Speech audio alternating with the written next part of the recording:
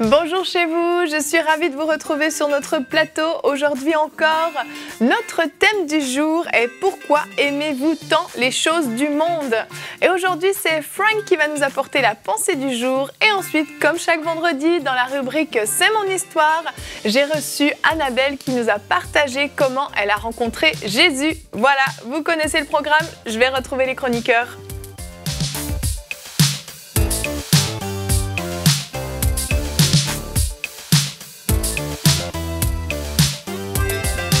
Bonjour tout le monde. Bonjour Émilie.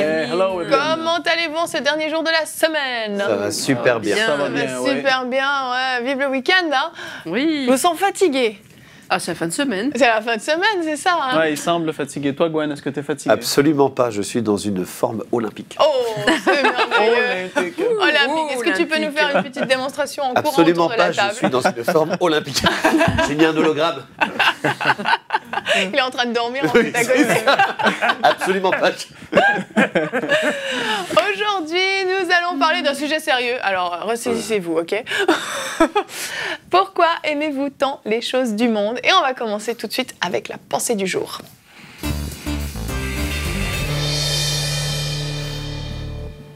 Frank, le titre de ta pensée, comment ne plus aimer les choses du monde?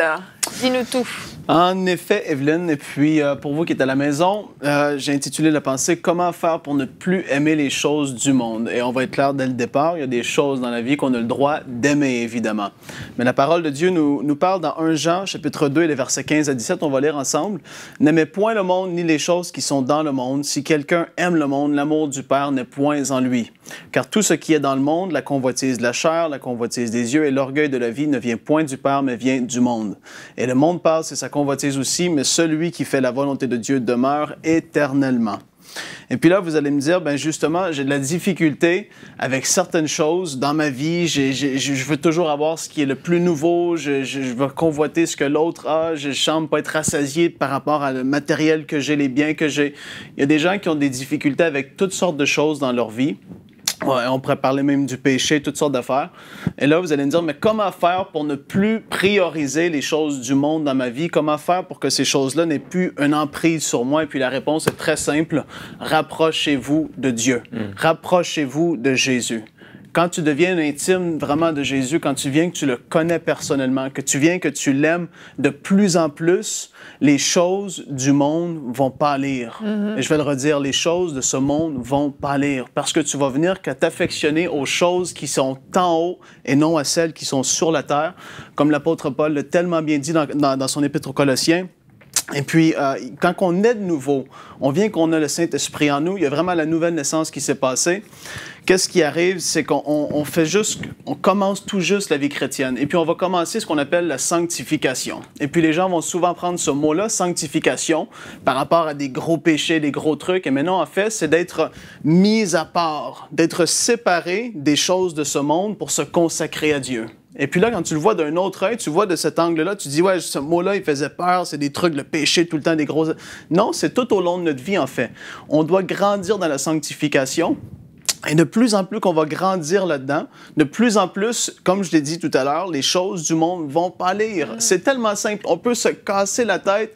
J'ai pas envie de vous donner 15 points, 15 clés pour être libre des choses de ce monde. Si on pourrait juste s'affectionner à Dieu, de tout notre cœur, fléchir le genou, venir qu'à être un intime de lui de plus en plus, je vous le dis, les choses présentes, temporaires, vont vraiment prendre le côté. Et ceci dit, oui, on est pour la bénédiction. Dieu, il veut qu'on ait des belles choses. Et même, il le dit dans Matthieu 6, 33, « Ne vous inquiétez pas de toutes les choses matérielles. Cherchez premièrement le royaume de Dieu. » Et puis, toutes ces choses-là, je vais prendre soin de vous. Toutes ces affaires-là dans votre vie, vous allez les avoir. La convoitise de la chair, la convoitise des yeux, tout ce que l'apôtre Jean a dit, n'aimez point les choses de ce monde, c'est-à-dire de les préférer, de rechercher ces choses-là premièrement, d'avoir un désir pour ces affaires-là. Quand on va venir qu'à être proche de Dieu, comme j'ai dit tout à l'heure, on va venir qu'à avoir vraiment cette libération-là, et puis notre cœur va être tourné vers lui. Dans Matthieu, chapitre 6, le verset 21, la parole nous dit « Car là où est ton trésor, là aussi sera ton cœur. » Et c'est un verset qu'on peut enseigner à des enfants, mais ça va pour toute l'humanité. Là où est ton trésor, là aussi sera ton cœur. Et encore là, ça revient à la même chose. Si tu t'affectionnes, tu t'accroches à Dieu, ton cœur va être tourné vers lui, tu vas voir ton trésor va être là, tu vas vouloir vivre pour l'éternité parce que tu deviens que tu es conscient qu'il y a des choses qui sont éternelles devant toi. Les choses de ce monde vont être secondaires et ça se fait tout simplement surnaturellement. Je l'ai vécu. Les choses dans ma vie qui pouvaient me tenir captif, autant que c'était des choses du péché, la musique que je pouvais écouter, les choses que je pouvais faire, les paroles qui sortaient de ma bouche, ces choses-là ont quitté ma vie tout simplement parce que je me suis rapproché de Dieu. Il n'y a pas 1001 clés à avoir pour vivre ça. On a juste besoin de devenir de plus en plus intime. Et je sais qu'il y a des personnes qui sont déçues de ma réponse parce qu'ils vont dire « Mais ça semble trop simple. » Mais en effet, c'est tellement simple. Recevez le message aujourd'hui. Devenez un intime. Demeurez dans la présence de Dieu. Restez proche de Jésus. Et demeurer, ça veut dire rester là. Parce qu'il y en a, et la parole nous le dit. On peut même le voir ensemble dans 2 Timothée, chapitre 4, la parole nous dit « Viens au plus tôt vers moi », et c'est l'apôtre Paul qui écrit à Timothée, « Viens au plus tôt vers moi, car Démas m'a abandonné par amour pour le siècle présent. » Et il est parti pour Thessalonique. On peut venir qu'à s'éloigner de Dieu, s'éloigner de vraiment que notre relation se refroidisse, et les choses du monde vont revenir vers nous. Ça, je vous le garantis. L'ennemi va faire tout ce qu'il voudra. Il va essayer de toutes ses forces de venir vous déranger, vous attirer par les choses de ce monde. Et puis, on l'a même vu dans la parole de Dieu, Démas a été attiré par les choses du siècle présent. Demeurez, restez accrochés à Dieu et les choses de ce monde vont pâlir. Il y a un chant en anglais, Evelyne, qui dit « Turn your eyes upon Jesus and the things of this world will fade away. » Ces choses-là vont pâlir, c'est ça, ils vont tout partir et c'est tellement merveilleux. Ça n'a pas à être compliqué pour vous aujourd'hui. Faites juste demeurer dans la présence de Dieu, accrochez-vous à lui. Parfois, il faut prendre autorité sur certaines choses, mais beaucoup de problèmes vont être résolus juste en étant près de lui, en l'aimant de plus en plus, en venant qu'à le connaître de plus en plus. Son cœur va nous être transmis, on va venir qu'à vouloir, à désirer les choses que lui désire parce que on va toujours ressembler à ceux avec qui on est régulièrement. On va venir qu'à agir comme eux. Et quand tu vas être près de Dieu, tu vas venir qu'à penser comme lui, agir comme lui. Et c'est tellement puissant. Alléluia pour la libération des choses de ce monde. Amen. Ça me fait penser à une personne avec qui je parlais un jour, une personne qui croit en Dieu, qui a une certaine relation avec Dieu, qui reste à un niveau très, très superficiel. Et je l'encourageais vraiment à se donner entièrement à Dieu, à vraiment lui donner toute sa vie, à s'abandonner. Et puis cette personne m'a répondu « Oui, mais comment je vais faire? J'aime tellement aller danser, je ne pourrais plus aller danser dans des fêtes, etc. » Ça a été la réponse. Et comme on voit, c'est de l'abondance du cœur que la bouche parle.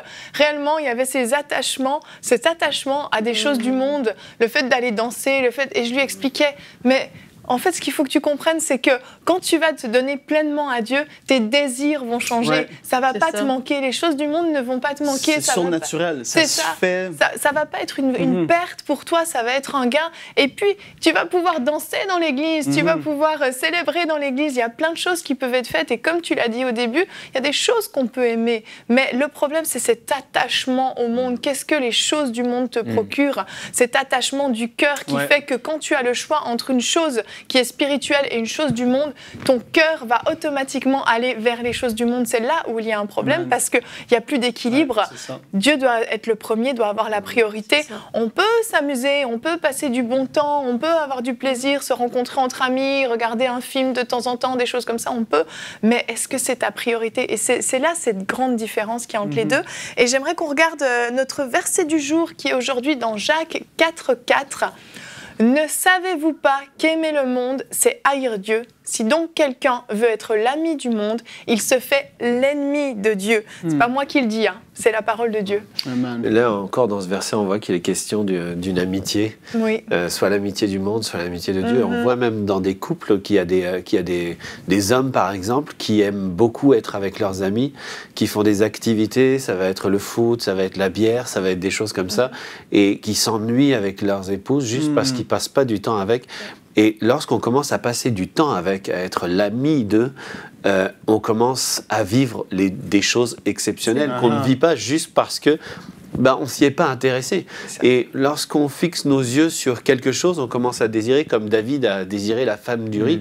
C'était une histoire de son regard. Et ses yeux n'avaient pas à être là, lui-même n'avait pas à être là à ce moment-là, mais son regard n'avait pas à être là. Et on voit c'est une histoire d'amitié aussi, une histoire entre j'aime le monde est mon ami, donc je passe du temps, j'investis de l'argent, j'investis de mon talent, j'y investis, ou bien je suis l'ami de Dieu, je commence à investir mon temps, mon talent, mon argent dans cette amitié et bien d'autres choses que je pourrais investir. Et là, on découvre en fait qu'il existe comme un autre monde qu'on ignorait. Les hommes qui passent à côté de leur relation avec leurs épouses en se disant juste, bon, bah, c'est hyper ennuyeux, j'ai pas envie de faire ça, je préfère être avec mes potes à boire de la bière, etc. Et puis en fait, à partir du moment où ils commencent à passer du temps avec leur épouse, bah, ils vont avoir d'autres projets.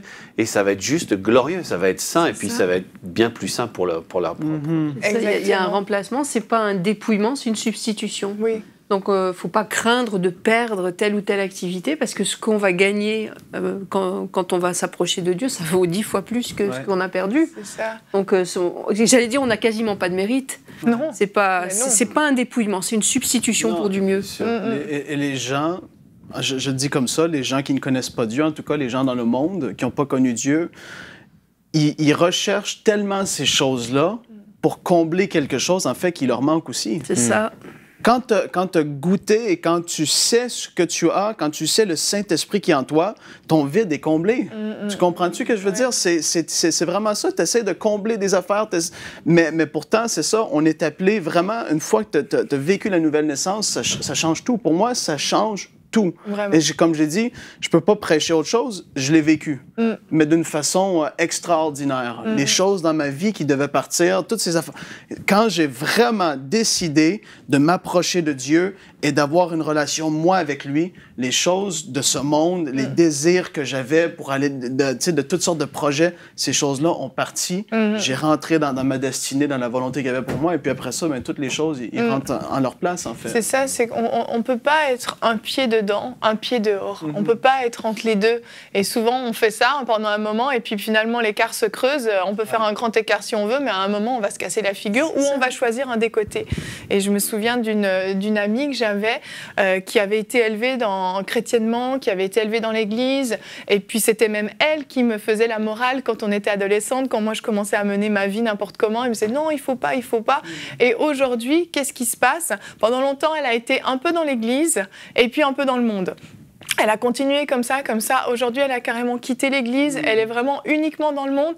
Et puis, elle est malheureuse, je le sais. Elle n'est pas épanouie parce qu'elle avait des projets. Elle sait ce que Dieu avait pour elle, mais elle n'a pas réussi à prendre une décision, à choisir. Et je crois que c'est vraiment ça. C'est une affaire de décision, de qu'est-ce que je veux faire de ma vie, de quel côté je choisis de me positionner. Une fois qu'on a choisi, comme tu l'as dit, toutes ces choses pâlissent, en fait. Quelque chose qui devient pâle, c'est quelque chose qui n'a plus de saveur, qui devient sans intérêt, en fin de compte. Même quand tu disais les paroles du chant en anglais, ils s'évanouissent.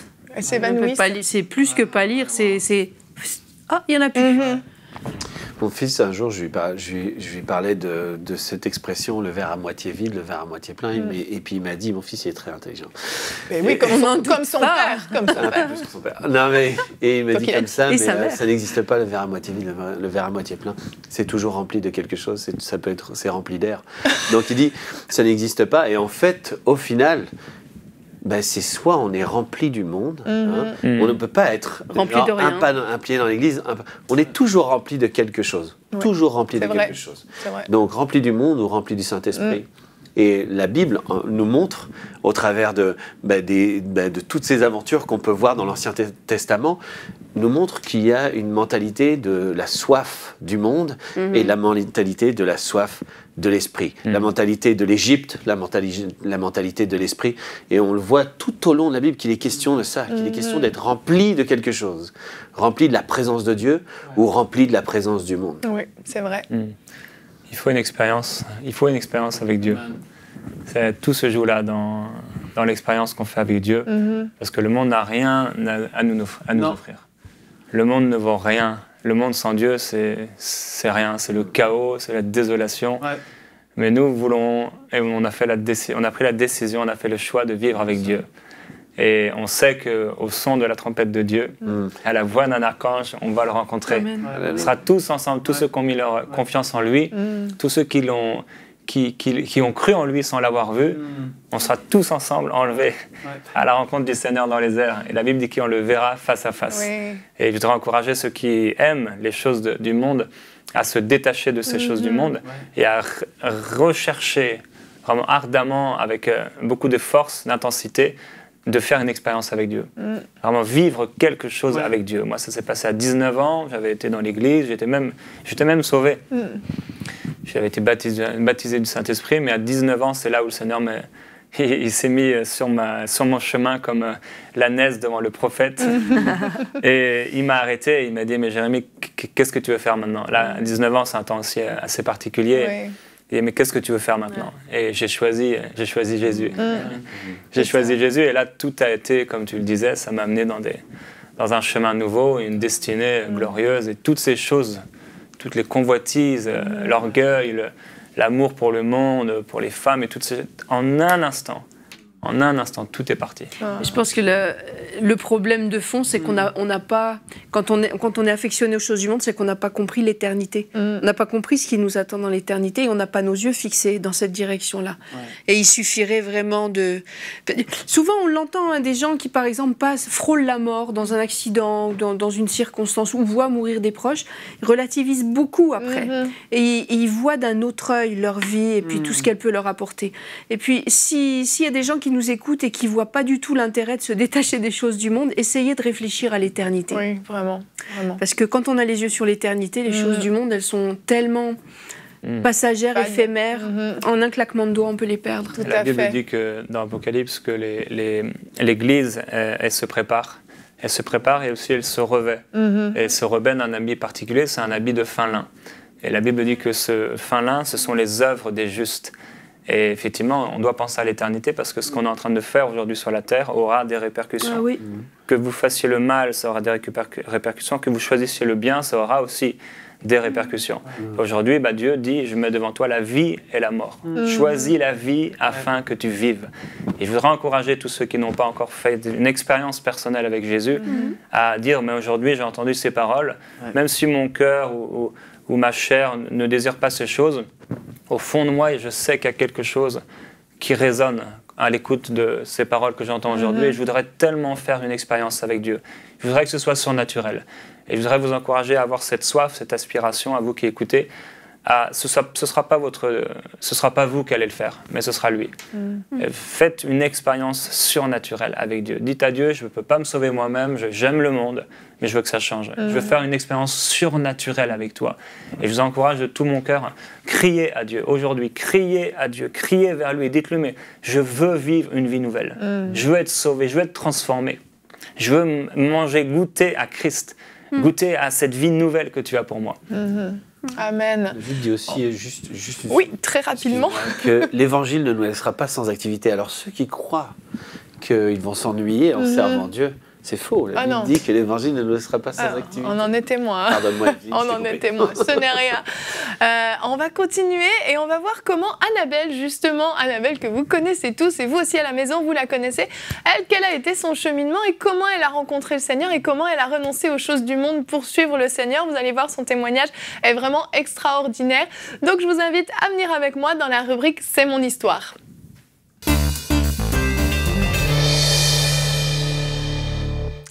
Et aujourd'hui dans la rubrique C'est mon histoire, j'ai Annabelle avec moi. Bonjour Annabelle. Bonjour Evelyne. Ça va? Oui. Annabelle, pour ceux qui ne te connaissent pas, bien qu'à mon avis tout le monde te connaisse, tu es Annabelle Sourdril, la femme de Jérémie Sourdril, et tu es, attention, la vice-présidente des ministères Enseigne-moi, quand même. Et l'animatrice de Parole de Femme. Et l'animatrice de Parole de Femme, accessoirement, oui. Bon. T'es beaucoup de choses en fait. Hein. Merci.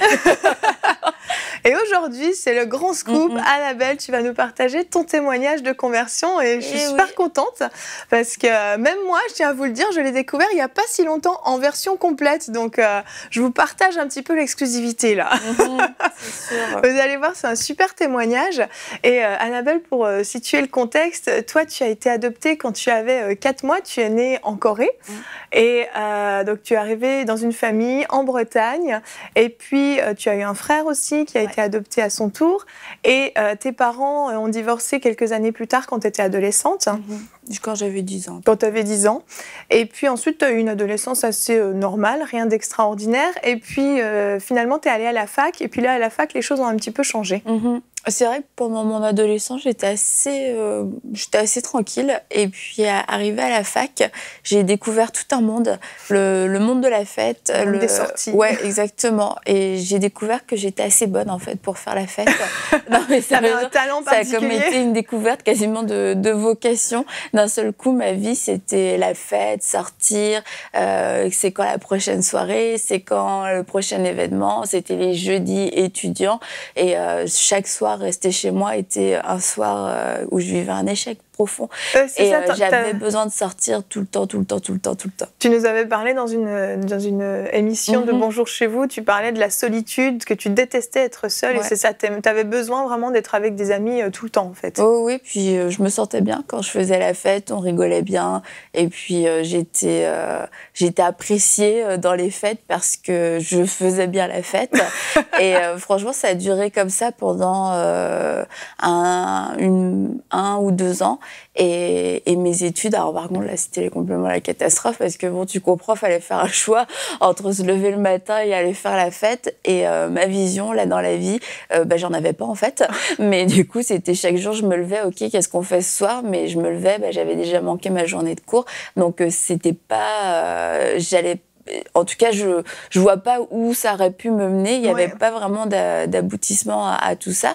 Et puis dans une soirée de fête, encore une fois, j'ai été invitée à un vendredi soir, et là j'ai rencontré mon cher mari, celui qui est devenu mon mari, Jérémy. Dans une fête, oui, dans une soirée encore. C'est possible. Voilà, dans une soirée, et une petite soirée où il n'y avait pas beaucoup de monde.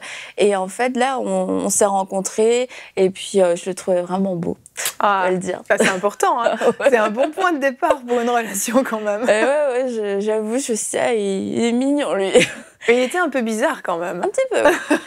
Et oui, un petit peu en effet. Et en fait, on s'est revus pas longtemps après. Et quand on s'est revus, il était toujours aussi beau, mais il me parlait de Dieu. Il me dit, ouais, toi, tu crois en quoi et tout. Je me dis, c'est spécial comme conversation. Oui, vraiment. Et je dis, bon, écoute, s'il veut en parler, on peut en parler. Moi, j'avais fait ma première communion, j'avais été quand même... Tu avais étudié dans un collège catholique, toi? Oui, j'ai fait toutes mes études dans des écoles privées. Et c'est ça, j'avais quelques bases. J'étais pas du tout réfractaire. Ah non, moi je crois pas en Dieu et tout. Moi je croyais en Dieu, je croyais en tout. Je croyais aussi dans des choses, les trucs occultes. J'avais des amis qui tiraient les cartes, qui faisaient tourner les pendules, etc. Ouais. Enfin, je veux dire, j'étais genre la fille ouverte à tout. Mais tu étais intéressée par Dieu, parce que c'est ça, lui, quand il te parlait de Dieu, tu lui posais des questions en fait. Ouais, en fait, c'est parce curieuse. que j'avais jamais rencontré un jeune qui parlait de Dieu de cette façon-là. À moi, on m'a parlé de Dieu, mais c'était des bonnes sœurs, c'était les curés, enfin, tu vois, c'était à l'école, à l'église, mais jamais j'ai rencontré un jeune qui aimait Dieu juste pour lui-même, quoi. Et qui, de son plein gré, t'en parle alors qu'il pourrait te parler d'autres choses. Et c'était la première fois, je lui ai dit, c'est quand même spécial. Mais ça t'a pas fait peur? Tu t'es pas dit, il est bizarre, il est dans une secte ou je sais pas quoi, tu t'es pas dit ça? Il était mignon. Heureusement qu'il était beau, en fait. Ça a tout sauvé, là. Mais qu'il était mignon, je me dis, ah oui, c'est mignon quand il parle de Dieu aussi. Mais c'était vraiment intéressant, tu sais, quand tu rencontres quelqu'un de passionné, même quand ça te passionne pas quelquefois, sa passion te communique quelque chose. Et en fait, lui, au fur et à mesure qu'il me parlait de Dieu, puis je posais des questions et tout ça, il voulait me montrer dans la Bible. Alors là, j'ai ressorti un petit évangile que j'avais eu, il me montrait des versets et tout, et il avait des réponses, il avait des expériences, il me parlait comme s'il me parlait de quelqu'un qu'il avait connu, en fait, qu'il connaissait. Et ça m'intriguait, vraiment, ça m'intriguait plus que ça me faisait peur. Et ce qui est fou, c'est que lui, en plus, il était un petit peu rétrograde à ce moment-là, en fait.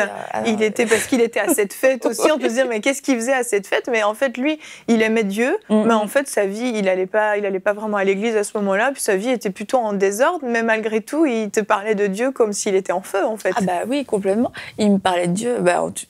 de mon point de vue à moi, même s'il était rétrograde, c'est clair qu'il avait l'air d'être le gars le plus chrétien que j'avais rencontré de ma vie. Mais c'est vrai qu'en y repensant, à ce moment-là, dans sa vie, c'était un petit peu n'importe quoi. Ouais. Et le fait de m'avoir parlé, ça a allumé en lui, ça a rallumé en lui ce feu. Et au fur et à mesure des semaines qu'il me parlait de Dieu, au bout d'un moment, il me dit je vais retourner à l'église. C'est ça, souvent, quand il partage son témoignage, il dit que tu es celle qui l'a ramené à Dieu, en fait. Amen. Oui. Parce que c'est ça, il a commencé à retourner à l'église parce qu'à force de te parler, ça a rallumé cette soif en lui. Et toi, est-ce que tu l'as accompagné tout de suite à l'église? Non, et tu sais pas quoi? C'est que moi, j'avais vraiment envie d'aller à l'église avec lui parce qu'il m'avait comme donné soif, mais il m'a pas invité à aller à l'église avec lui. Bravo, Jérémie. Et sérieux, j'avais vraiment envie d'y aller pour voir, ça avait l'air d'être spécial et j'avais vraiment envie d'y aller, mais je n'osais pas lui demander est-ce que je peux aller à l'église avec toi? Et je pense que lui n'osait pas me demander d'aller à l'église avec lui, genre pour pas mettre de pression et tout ça. Peut-être qu'il voulait que ça vienne de moi, mais moi, je n'osais vraiment pas. Et finalement, un jour, il m'a dit est-ce que tu voudrais venir à l'église avec moi? Oui, j'attendais que ça. La plus belle des invitations. Et là, il s'est passé quelque chose d'assez extraordinaire pour une première fois à l'église. Oui, parce que donc, il m'avait parlé du Seigneur. Puis vraiment, ça avait commencé à éveiller quand même quelque chose en moi. Puis j'en avais parlé à l'époque à ma belle-mère, la femme de mon père. Et j'en avais parlé aussi à une amie. Puis elle m'avait dit, les deux, quand même, fais attention. Parce que c'est vrai que ça fait un peu peur, tu vois, d'un seul coup. T'as rencontré un gars qui te parle de Dieu, tu vas aller à l'église. Mais je vais à l'église. Et là, il y a une dame âgée dans l'église, Madame Ricard, qui commence à parler tout fort dans l'église et qui dit quelque chose, oui, tu as parlé à la femme blonde âgée, tu as parlé à la jeune femme qui tire les cartes, fais attention, etc. Je me dis, attends, c'est pas possible, c'est ma vie. C'est ta vie, ouais. Parce que j'avais parlé à ma belle-mère qui était blonde et qui était d'un certain âge et à mon amie, la jeune, et qui tirait les cartes. C'est fou. Et c'était mais vraiment ma vie, j'étais là, j'avais envie de pleurer, mais je savais pas quoi penser, comment faire et tout, mais c'était, je pense, la première fois que je réalisais Dieu me voit, Dieu me connaît, il y a vraiment quelque chose qui se passe. Et ça m'a vraiment, vraiment interpellée. Mais c'est pas pour autant que tu t'es donné au Seigneur. Non. Mais t'as cru que Dieu vraiment existait, qu'il était réel et qu'il te connaissait. Oui, et puis je pense si tu m'avais demandé à l'époque, est-ce que tu penses que t'es sauvé? Est-ce que tu penses que t'aimes Dieu? J'aurais dit oui, j'aime Dieu. Là, j'avais envie d'aller à l'église, je commençais un petit peu à lire ma Bible. Ouais. Tu sais, j'avais envie de faire des choses différemment. J'avais envie d'être chrétienne, mais j'avais juste envie. Mais l'appel du monde était vraiment très, très fort. C'est ça. Et comme je t'ai dit, j'aimais beaucoup faire la fête. Donc en fait, le jeudi, le vendredi, le samedi, là, je faisais la fête et tout, je sortais. Et le dimanche, j'allais à l'église. Mais j'étais vraiment contente d'aller à l'église. Et c'est juste que quand j'étais à l'église, je me sentais mal parce que je me sentais vraiment reprise, en fait, de ma vie. Et j'avais pas envie de laisser ma vie. J'avais envie d'aller à l'église et puis de vivre cette vie chrétienne. Mais ça m'avait l'air compliqué, ça m'avait l'air difficile. Je me dis, non, il faut tout arrêter. C'est ça, renoncer à tout ça. Tu t'arrêtes de voir tes amis, il va falloir que tu arrêtes de sortir. Qu'est-ce que tu vas faire de ta vie? Ça va être ennuyeux. C'est bien, quoi, venir le dimanche à l'église 2 heures, mais après, il y a toute la semaine, quoi. Qu'est-ce que je vais faire? Ouais, vraiment, qu'est-ce que je vais faire? Et ça me semblait impossible, en fait. Ce choix-là, j'étais tiraillée, mais vraiment, dans mon cœur, je préférais choisir les choses du monde. Ça me semblait une valeur plus sûre. C'est ça. Je me dis, c'est chouette d'être chrétien. Mais bon, c'est peut-être pas pour moi, peut-être pas pour tout de suite. De temps en temps, mais je garde ma petite vie. Tu gardais ta petite zone de confort, en fait. Exactement. Et puis là, avec Jérémie, vous étiez en relation, donc il commençait à y avoir des sentiments, tout ça. Et puis tout à coup, c'est la catastrophe, ça va plus et vous êtes séparés. Oui, ça va pas être si catastrophique que ça s'est passé. Pour lui, oui. En tout cas, quand il en parle, ça allait plus que pour toi. Mais parce qu'il me parlait... Mais finalement, je lui ai rendu service. Parce qu'il aurait dû faire un choix à ce moment-là. Lui, il s'approchait vraiment, vraiment du Seigneur. C'est ça, parce que lui, il a rencontré Michael. Il a rencontré Michael, il a rencontré un Patrick. Alors là, je te dis pas, c'était les rencontres explosives. Et ils avaient envie de prier, ils avaient envie d'aller évangéliser. Enfin, bref. Alors je me dis, vraiment, là, ça devient trop intense pour moi. Se détache quand même. Je veux bien aller à l'église. Alors, là, ça devient un peu extrême, leur truc. Et puis, du coup, c'est ça. On s'est séparés. Puis j'ai dit, voilà, c'est fini. Et c'était juste avant l'été. Moi, j'allais travailler en Angleterre l'été. Ouais, c'est ça. Tu partais pendant 2 mois, c'est ça? Je partais pendant 2 mois. Et puis, bizarrement, avant de partir, je m'étais dit, alors là, c'est 2 mois, Annabelle, tu vas tout donner. Mais dans le mauvais sens du terme, je vais faire la fête, je vais profiter de la vie. Profite à fond et tout. C'est comme si j'avais découvert qu'il pouvait y avoir une limite dans ma vie. Et je me suis dit, non, j'ai vraiment envie de franchir la limite. Je veux vivre à fond mon été. Et je suis partie en Angleterre avec cette idée de faire la fête. Et j'arrive dans la chambre où je dormais et il y avait une Bible dans le tiroir. Et en fait, j'étais quasiment une des seules à avoir une Bible dans le tiroir. Déjà, je me dis, ouais, c'est un peu de l'acharnement, franchement. C'est clair. Arrête de me poursuivre, Jésus. Je sais que tu existes, laisse-moi tranquille. Là, j'ai 2 mois, je veux faire la fête. C'était vraiment ça, quoi. Oui, vraiment. Et en fait, je faisais la fête le soir et quelquefois, je rentrais dans la chambre. J'étais pas dans mon état naturel. Il était tard et je prenais quand même la Bible en anglais, l'évangile en anglais, et puis je lisais des trucs et ça me parlait en plus. C'est fou, hein. Et une fois, je me souviens, j'étais là après avoir fait la fête toute seule dans ma chambre avec la Bible et j'ai dit, Jésus, je sais que tu existes, ça commence bien, mais laisse-moi tranquille. Parce que tu avais vraiment l'impression qu'il te poursuivait. Mais oui, c'était comme, mais je veux faire ma vie. Enfin, franchement, hier, on a fait connaissance, mais voilà, tu vois, on fait chacun notre vie. C'est affreux comme prière. Terrible. Et puis, il y avait un gars qui était là-bas en Angleterre. Et en fait, les gens qui vont là-bas, c'est des jeunes, c'est un travail saisonnier, ils vont tous là-bas pour se faire un peu d'argent et faire la fête. Mais il y avait un jeune qui avait l'air illuminé comme les autres jeunes que j'avais laissés en France, voire un peu plus, et qui s'appelait Jamie. Et déjà, ça m'avait fait un peu rire parce que j'avais laissé Jérémy et Michael, qui étaient tous les deux des Paul et des Pierre pour l'évangile. Et là, Jamie, je me dis, c'est trop bizarre. Et il m'énervait, tu vois, rien qu'à cause de son nom, il m'énervait. Déjà là, il n'y avait pas de bol. Et tout le monde disait qu'il était complètement illuminé, il avait des versets dans sa chambre, il parlait de Dieu aux gens, etc. Bon, je le trouvais illuminé, mais j'avais un peu de respect pour lui parce que, tu vois, j'avais vu d'autres gens avant un peu illuminés. Et puis un soir, on faisait encore une fois la fête. Et là, je parle avec lui, je sais plus du coup tout de qui, de quoi.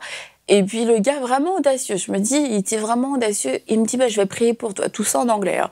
Il me dit, je vais prier pour toi. Et puis il se met à m'imposer les mains au milieu d'un groupe. Tu sais, c'est vraiment la grosse fête, il y a de la musique et tout. Lui, il m'impose les mains. Et là, à ce moment-là, je me mets à pleurer. Et en fait, j'aurais pas pu l'expliquer, mais c'était la présence de Dieu qui est venue sur moi. Et encore une fois, j'ai vraiment voulu résister. Et j'ai dit non, c'est bon, arrête. Et puis tout le monde se dit, mais qu'est-ce qui s'est passé avec Annabelle et tout. Je vous l'ai rien raconté de toute manière. Moi, je dis, non, c'est bon. Et c'est passé un peu inaperçu, mais moi, ça m'avait un peu traumatisée. Je me dis, mais c'est incroyable ce truc. Et vraiment, encore une fois, je me dis, mais Dieu me poursuit de partout. Et bon, le voyage en Angleterre se termine, je rentre. Finalement, je revois Jérémy qui me raconte que Gwen, mon beau-frère s'est donné au Seigneur. Et ça, c'est un événement important pour toi. Alors là, je me dis, si Gwen a pu le faire, si ça a été possible pour Gwen, c'est possible pour moi aussi. Parce que je trouvais que Gwen, il avait une vie qui avait l'air cool. Ouais, c'était un gars vraiment cool, très populaire dans la ville. Il chantait, il faisait des concerts, etc. Et s'il y a une personne à qui je pouvais mieux m'identifier, c'était lui, bien que je ne chantais pas et que je n'étais pas du tout populaire. Mais t'étais cool. Mais c'est juste que les autres, je les trouvais un peu différents quand même. Je me suis dit, si Gwen a pu le faire, je suis sûre, moi aussi, je peux le faire. Et là, Jérémy m'a invitée à des réunions de jeunes. Et pendant les réunions de jeunes avec Alain Patrick, mon cœur m'est bouillonné. C'était on a quelques photos des réunions de jeunes, justement, on peut les regarder là. Vous étiez tous tout jeunes. Quelques personnes. On voit Michael, on voit Alain Patrick Senger, on voit Jérémy, on te voit toi en bas aussi. Gwen. Et les Chinois sont pas du tout de ma famille. Hein. Mais et en fait, mon cœur bouillonnait pendant les réunions de jeunes, c'était fou. Mais j'avais encore vraiment ce combat de dire j'ai ma vie, j'ai mes sorties, j'ai mes amis. J'arrivais pas à prendre cette décision. Et un dimanche matin à l'église, tous les jeunes étaient là. C'était en 2003, ça, c'est ça? En 2002. En 2002, ok. En 2002. En janvier 2002, j'ai rencontré Jérémy pour la première fois l'été, donc je suis partie. Et puis là, vers septembre, je vais donc à l'église. Et tous les jeunes sont là. Jérémy prie, Michael prie, Alain Patrick prie fort et tout. Et là, d'un seul coup, je me dis, c'est ça que je veux. Là, c'est vraiment ça que je veux. Et il n'y avait plus aucun doute dans mon cœur. C'était plus, je suis tiraillée, je suis partagée. Je dis non, c'est vraiment ça que je veux. Et là, Mme Ricard encore, elle se met à prophétiser. Et elle dit, tu vois les fruits de l'autre côté de la barrière et tu voudrais toi aussi être de l'autre côté de la barrière. Passe mon enfant, etc. Jésus, le chemin, la vie, la vérité. Je sais que c'est pour moi. Et je suis toute seule à ma place avec ma grosse écharpe blanche. Et je me mets à pleurer. Et toute seule dans mon cœur à l'église, j'accepte le Seigneur. Je dis, Jésus, c'est toi que je veux. C'est cette vie-là que je veux. C'est toi que je choisis. Et je suis sortie de l'église. Il n'y a pas eu d'appel. J'ai accepté Jésus toute seule dans l'église. Je suis sortie de l'église. J'étais vraiment quelqu'un de différent. Je suis rentrée chez moi. J'ai dit, j'arrête de fumer, etc. J'arrête de faire ci, j'arrête de faire ça. Et puis, quelques temps après, je me suis faite baptiser. Oui, on a une photo aussi de ton baptême. Je me suis faite baptiser. J'avais fait venir mes amis, mes amis d'avant. D'avant, tes amis de la fête. Je pense qu'ils avaient eu une meilleure compréhension de ce qu'était le baptême. Ils m'ont dit, en tout cas, là, Annabelle... pour nous, t'es morte. L'ancienne Annabelle est morte. C'était le cas, oui. Ouais, sur le coup, ça m'a un peu fait de la peine. Oui. Mais je me suis dit, ils ont vraiment compris. C'était vraiment le symbole. Mon ancienne vie était passée. Je renonçais à toute mon ancienne vie. Et pas avec tiraillement, vraiment avec joie. Je savais que c'était la meilleure des choses que je pouvais faire. Et puis, peut-être qu'une fois, on en reparlera. Mais j'avais pas vraiment les meilleures perspectives de vie d'un point de vue émotionnel, affectif et tout ça. Et vraiment, le Seigneur m'a tout donné, m'a comblé. Jérémie et moi, on s'est mis officiellement ensemble, on s'est fiancés. Wow. Et puis, on s'est mariés un an plus tard. On s'est mariés. Donc voilà, on avait 20 ans, on était jeunes, ça faisait pas du tout partie de mes plans de vie de me marier un jour à 20 ans. Et puis aujourd'hui, ça fait 14 ans qu'on est mariés. On a une petite grande fille de 12 ans. Oui. Et Dieu a vraiment comblé mon cœur, Dieu a comblé toutes mes insécurités parce que oui, je faisais la fête, oui, je faisais ci, oui, je faisais ça, mais honnêtement, j'étais une jeune fille un petit peu perdue, un petit peu sensible et je savais pas ce que je voulais faire de ma vie. Puis j'avais vraiment peur en fait d'échouer et j'allais tout droit vers l'échec, mais j'avais peur de jamais rencontrer quelqu'un, j'avais peur de jamais réussir dans la vie. Enfin, j'avais vraiment tout un tas de peurs et le Seigneur est venu combler toutes mes peurs à ce moment-là. Il m'a donné un avenir, il m'a donné une espérance, il m'a donné de la joie, il m'a absolument tout donné à ce moment-là et plus que tout ce que j'aurais pu imaginer. Ouais, vraiment, moi souvent je te dis que t'es un miracle. T'es vraiment un miracle parce que c'est clair que ta vie était mal partie au début, vraiment. Le diable avait des plans pour toi, c'est certain. Il avait vraiment des projets de destruction sur ta vie. Et puis ça aurait pu être une histoire tellement triste. Et en fait, Jésus est venu au milieu de tout ça. Et puis tu t'y attendais pas du tout. Et il est passé par des chemins qu'on n'aurait pas soupçonnés non plus. Il t'a vraiment poursuivi. C'est vraiment ça, il t'a vraiment poursuivi. Et puis c'est juste magnifique de voir aujourd'hui la vie que tu as, ce que tu es devenu et ce que Dieu va faire encore avec toi, c'est extraordinaire. Et puis que si vous êtes à la maison, vous vous dites moi aussi je me retrouve dans ce témoignage qu'Annabelle a partagé, c'est ma vie qu'elle a décrite. Sachez que c'est possible pour vous aussi, Annabelle, si tu veux bien pouvoir parler à ces personnes qui s'identifient à toi et puis pouvoir leur dire quoi faire s'ils veulent accepter le Seigneur aujourd'hui, parce que le jour du salut est disponible pour eux aussi aujourd'hui. Amen. Donc, si toi aussi, tu veux faire cette rencontre exceptionnelle qui a changé ma vie, tu peux tout simplement te tourner vers Jésus, lui dire « Jésus, j'ai besoin de toi. J'ai besoin que tu viennes dans ma vie. J'ai besoin que tu viennes transformer ma vie. » Et tout simplement lui dire cette prière-là avec vos mots. « Viens dans mon cœur maintenant. Viens prendre le contrôle de ma vie. Je te donne tout. J'accepte de tout te donner parce que je sais aussi que tu as le meilleur pour cette vie et pour la vie éternelle. » Et sincèrement, cette vie sans Jésus ne vaut pas la peine d'être vécue et je n'ai jamais eu un seul regret d'avoir choisi Jésus et je prie que ce soit la décision de votre cœur aujourd'hui et que vous puissiez vous aussi expérimenter ses plans. Amen, amen. Vraiment, je vous encourage à prendre cette décision, à renoncer vraiment à toute votre vie. Ça coûte sur le coup, mais vous n'allez pas le regretter, c'est certain. Merci beaucoup, Annabelle, d'être venue nous partager ton témoignage. C'était formidable. Merci à toi. Jérémie, un témoignage merveilleux de ta chère et tendre épouse. Tu connaissais tout ? Oui. Oui, bien entendu. J'étais là au commencement. J'étais là au commencement. Effectivement, tu as été un agent de bien pour sa vie et on rend vraiment gloire à Dieu pour ça. Et puis, je vous invite à la maison, donc à vous aussi pouvoir faire cette démarche vers le Seigneur et à vous donner pleinement, comme l'a dit Jérémie tout à l'heure dans l'émission. Et comme Annabelle l'a fait. Et nous allons nous retrouver la semaine prochaine. La semaine prochaine, nous allons encore avoir des émissions formidables que je vous invite à ne pas manquer. Je vous souhaite un excellent week-end et bonjour chez vous.